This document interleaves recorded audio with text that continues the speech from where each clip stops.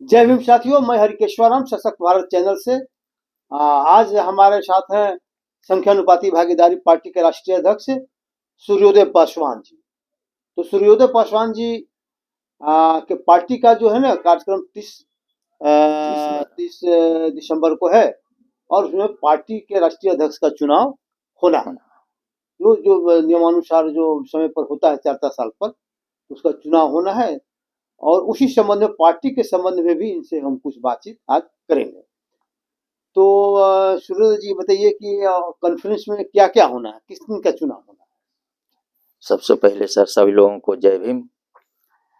ये पार्टी का भारत निर्वाचन आयोग द्वारा 4 साल में पार्टी के पदाधिकारियों को चुनकर भेजना पड़ता है। तो 30/12/2023 को पूरा हो रहा टर्म दिसंबर में 4 साल का। तो उसी 4 में राष्ट्रीय स्तर के पदाधिकारी जो हैं उनको सम्मेलन के द्वारा चुन करके नॉमिनेट करके भारत निर्वाचन आयोग को भेजा जाएगा। अच्छा, तो कार्यक्रम कब है? 30/12/2023 को है। कहाँ पर? IMA हॉल में है, गांधी मैदान पटना, साउथ कॉर्नर साइड में है।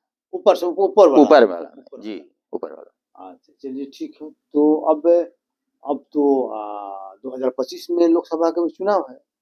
2024 में फिर तुरंत 25 में विधानसभा है जी। तो उसकी तैयारी के सिलसिले में और क्या क्या मान लीजिए कि आपका प्लान है? हाँ, अभी तो हम लोग का पार्टी के पदाधिकारी सिलेक्ट होकर के आएंगे। उसके बाद जस्ट हम लोग एक बैठक बुलाएंगे ऑफिस में बुला करके हम लोग सारा जो लोकसभा की जो तैयारी है उसको हम लोग रखेंगे आप लोग के सामने। तो अभी तो फिलहाल लोकसभा है, उसको देखना है। 24 को देखना है। अभी विधानसभा होगा जी, विधानसभा होगा उसके बाद। लेकिन एक सवाल पैदा होता है कि आप पहले से तो कुछ सोच रखे होंगे ना कि आप किस मुद्दा के साथ आप मान लीजिए कि चुनाव में उतरेंगे। अभी तो फिलहाल जो तो कुछ ना कुछ मुद्दा तो आपका पार्टी का तो ऐसे ही दिखाई देता है कि भाई नाम ही रखे हैं संख्यानुपाती भागीदारी पार्टी। और बड़ा अच्छा है कि आज इसका डिमांड चारों बगल ये एजेंडा जो है संख्यानुपाती भागीदारी पार्टी आपका नाम अपने नाम रखा और संख्यानुपात में भागीदारी का आवाज जो है सभी पार्टियों ने उठाना शुरू कर दिया है ना। मतलब आरजेडी हो, जदयू हो, कौन सभी पार्टियों जी कहता है कि जिसकी जितनी संख्या भारी उसकी उतनी हिस्सेदारी। ये मान लीजिए वही कंसेप्ट आपका था, उसी कंसेप्ट पर पूरा बिहार, खासकर बिहार चल रहा, देश में भी ये मामला उठ रहा है। तो फिर उसको और मजबूत कैसे करिएगा उस आंदोलन को और कैसे मजबूत मान लीजिए करने का क्या जरिया है? अभी तो सबसे पहले मैं उनको धन्यवाद देना चाहता हूं जो सरकार ने इस व्यवस्था को संख्यानुपात में भागीदारी देने का जो पहल किया है। मैं सभी लोगों को धन्यवाद देना चाहेंगे, या भारत सरकार या जो भी आवाज उठा रहे हैं इस हिसाब से।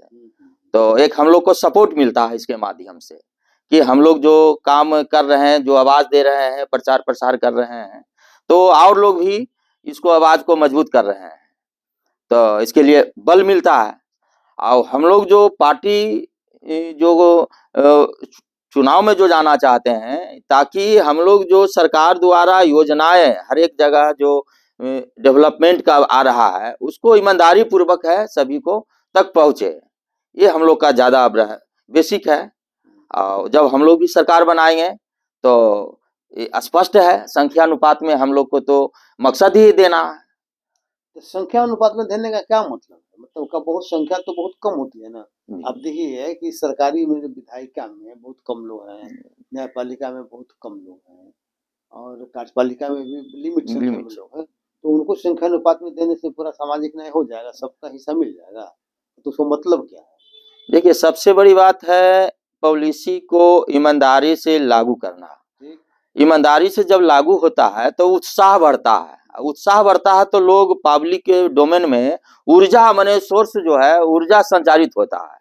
और ऊर्जा संचारित होता है तो जीने का जो आनंद है, जीने का जो एक व्यवस्था है उसमें समाहित होता है और लगता है कि हमारा भी जीवन बढ़िया बेहतरी से मिल रहा है। सब तरह के वातावरण है, सम्मान है, जो भी सिस्टम है रोजी रोजगार का, उस पर भरोसा बढ़ जाता है। कहने का मतलब ये है कि ईमानदारी पूर्वक योजनाओं जी। को लागू करना, लागू करना ईमानदारी पूर्वक योजना तैयार करना, जी, जिसमें पारदर्शिता हो। पारदर्शिता हो, ईमानदारी पूर्वक हो। जी, और मतलब ईमानदारी करने का मतलब है कि किसी के साथ जाति के आधार पर, समाज के आधार पर, धर्म के आधार पर जी, भेदभाव नहीं नहीं हो। तो ये तभी होगा कि जो उसको इम्प्लीमेंट करने वाली संस्थाएं हैं, हाँ, या मान लीजिए कोई नियम कानून बनाने वाली संस्थाएं हैं, संस्था है। या सब कुछ देखने जी। ओवरऑल देखने वाली संस्थाएं हैं, संस्था जी। उसमें सभी लोगों का प्रतिनिधित्व है। रहे। अगर सभी प्रतिनिधित्व नहीं रहेगा, किसी खास वर्ग का रहेगा, तो अपने हित में वो कार्य करेगा और लोगों के खिलाफ काम खिलाफ काम तो करेगी। इसलिए जी, ईमानदारी से नहीं हो नहीं पाएगा। हो तो पाता। ईमानदारी से काम करने के लिए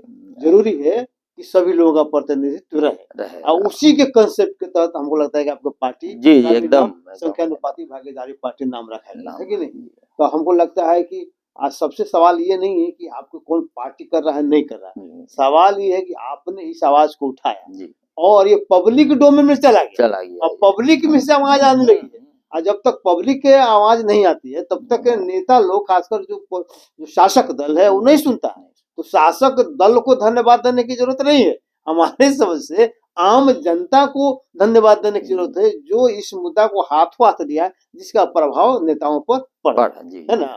तो आपको धन्यवाद ज्ञापित करना चाहिए आम जनता को, जो इस आपके एजेंडा को आगे बढ़ाने का काम कर रहे हैं। ठीक है, तो आगे भी हमको लगता है कि इसको और तेजी लाने की एकदम, एकदम। जरूरत है। जब तेजी आएगा तो चारों बगल से मान लीजिए कि माहौल बनेगा और संख्यानुपात में सबको भागीदारी मिलने लगेगा।